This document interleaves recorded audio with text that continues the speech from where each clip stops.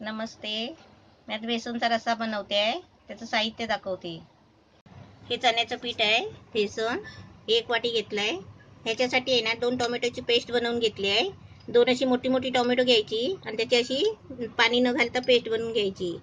आणि त्याच्यासाठी हे वाटप आहे, म्हणजे कांदा खोबरा लसूण हे सगळं वाटून घेतलेलं वाटप मी रेसिपी बनवली आहे. तसं हे वाटप आहे. त्यासाठी एक चमचा आहे ना मिरची मसाला आहे. त्यासाठी हे जिरा आहे 1 चमचा. हळद घ्यायची आहे थोडीशी अर्धा चमचा. त्यासाठी अद्रक लसूणची पेस्ट आहे 1 चमचा. ही कढीपत्त्याची पानं आहेत 2 3 4 5 आहेत. आणि ही थोडीशी कोथिंबीर आहे. आणि त्याच्यासाठी आहे ना हे पाणी आहे आणि हे तेल आहे. हे आपल्याला चवीपुरतं मीठ घ्यायचं आहे. आता मी पहिलं काय करते, ह्याच्यामध्ये आहे ना वाडग्यामध्ये असं वाडगा घ्यायचा खोल. त्याच्यामध्ये हे बेसन घ्यायचं. बेसन चालून घ्यायचं, कारण त्याच्यामध्ये आहेत ना गोळे गोळे असतात झालेले. आता ह्याच्यामध्ये आहे ना हे मला जिरं टाकायचं आहे. त्याच्यामध्ये थोडीशी हळद टाकायची. त्याच्यामध्ये थोडीशी मिरची मसाला घ्यायचा. अर्धा चमचा घेतलाय मिरची मसाला. आता हे आहे ना सर्व आपल्याला मळून घ्यायचं आहे. त्याच्यासाठी आधी काय करायचं की ह्या पिठामध्ये जेवढं चवीला लागेल ना तेवढंच मीठ घ्यायचं आहे.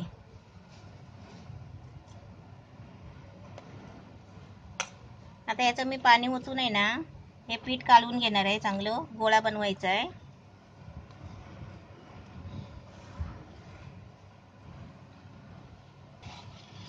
पाणी कसं थोडा थोडा घ्यायचा आणि असं आपल्याला गोळा करायचा. आता याच्यामध्ये आहे ना मी 1 चमचा तेल घेणार आहे. आता या पिठामध्ये असं 1 चमचा आहे ना तेल ओतायचं.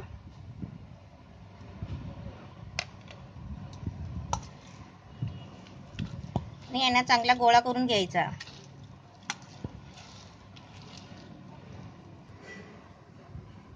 याचा आहे ना पिठाचा गोळा करून घ्यायचा. आणि पाणी जास्त झालं असेल ना आणि ते गोळा बनत नसेल तर आपण त्याच्यामध्ये आहे ना पीठ जास्त घ्यायचा, अजून घ्यायचा चण्याचं पीठ. आणि असा सुक्का गोळा करून घ्यायचा असा. आता मी तुम्हाला दाखवते. पहिले मी हात धुवून घेते. असा हा गोळा करून घेतलाय. असं म्हणजे पातळ झालं ना तर आपण त्याच्यामध्ये चण्याचं पीठ अजून कालवायचा आणि असा सुक्का गोळा करून घ्यायचा. आता मी काय करते, असं हाताला आहे ना थोडं तेल लावून घ्यायचं असं, कारण आता पीठ आहे ना हाताला आपल्या चिपकणार नाही म्हणून असं तेल लावायचं. आणि याचं काय करायचं, सर्व अशी गोळे आहे ना असे तेल लावून घ्यायचं, म्हणजे कसं हाताला चिपकत नाही. आता मी तुम्हाला दाखवते. ते छोटे छोटे आहेत ना असे लाट्या करून घ्यायचे आणि त्याचे आहे ना असे छोटे छोटे म्हणजे तुकडे करून घ्यायचे. याचे लाट्या मी बनवून घेतलेल्या आहेत तेलाचा हात करून. अशी सर्व लांब लांब बनवून घ्यायचे. आता मी आहे ना आता गॅस पेटवते आणि तुम्हाला हे काय करायचं ते दाखवते. आता मी गॅस पेटवलाय. आता त्याच्यामध्ये आहे ना टोप ठेवलाय आणि तेल ओतते. आता त्याच्यामध्ये अद्रक लसूणची पेस्ट टाकते. मध्ये आहे ना कढीपत्त्याची पानं टाकते. आता त्याच्यामध्ये आहे ना ही टोमॅटोची पेस्ट बनवली आहे ती ओतायची. फोडणीचं साहित्य सगळं असं टाकून झालं ना मग गॅस मोठा करायचा, कारण तेलामध्ये कढीपत्ता टाकला ना की सगळं तेल आहे ना आपल्या हातावर येतो. म्हणून काय करायचं, तेल तापलं नाही ना तोपर्यंत लसूणची पेस्ट असं फोडणी द्यायची, कारण तेल उडत नाही अंगावर. आता याला चांगलं आहे ना मी शिजायला देते. अशी टोमॅटोची पेस्ट वगैरे टाकली ना की असं चांगलं शिजायला द्यायचं, कारण की टोमॅटो आहे ना शिजायला पाहिजे म्हणून. जसं टोमॅटो आहे ना चांगलं शिजलं ना की माहिती पडतं, कारण असे त्याचे आहे ना ते गोले गोले असे होतात बघा. कसं चांगलं तेल सुटल्याप्रमाणे अशी चांगली त्याची फ्राय होते.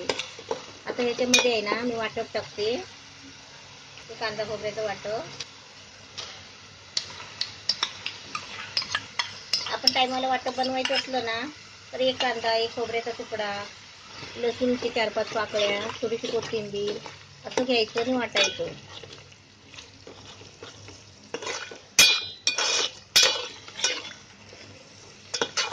आता हे पण चांगलं फ्राय व्हायला पाहिजे. आता त्याच्यामध्ये आहे ना अर्धा चमचा मिरची मसाला टाकते, कारण ते पिठामध्ये आहे ना, पिठामध्ये पण अर्धा चमचा मी टाकलाय.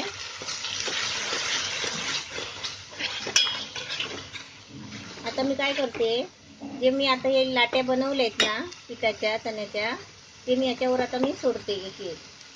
आता मी गॅस थोडा बारीक करते एकदम, कारण मला ते लाटे आहे ना ते सर्व ठिकाणी असे सोडायचे एक एक करून. हे असे आहे ना लाटे एक एक करून त्याच्यावर सर्व सोडायचे.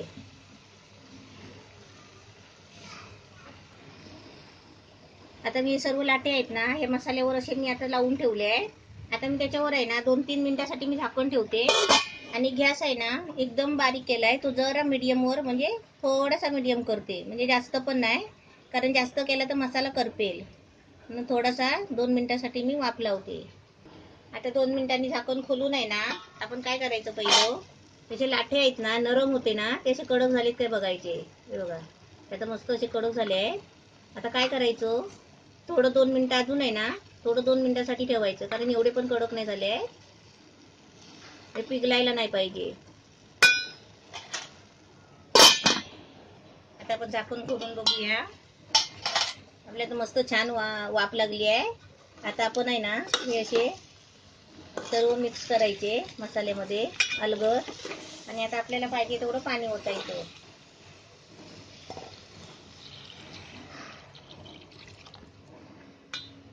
आता गॅस आहे ना फास्ट करायचा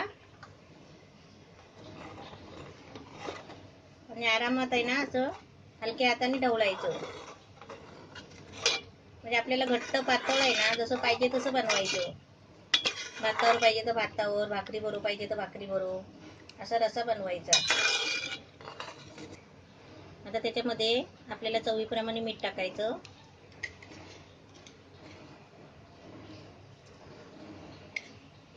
आपल्याला सुकं पाहिजे सुकं, पातळ पाहिजे पातळ, असं कसं पण तुम्ही भाजी सारखं पण बनवू शकता. हे चांगली उकळी यायला द्यायची आणि सारखं ढवळत नाही राहायचं.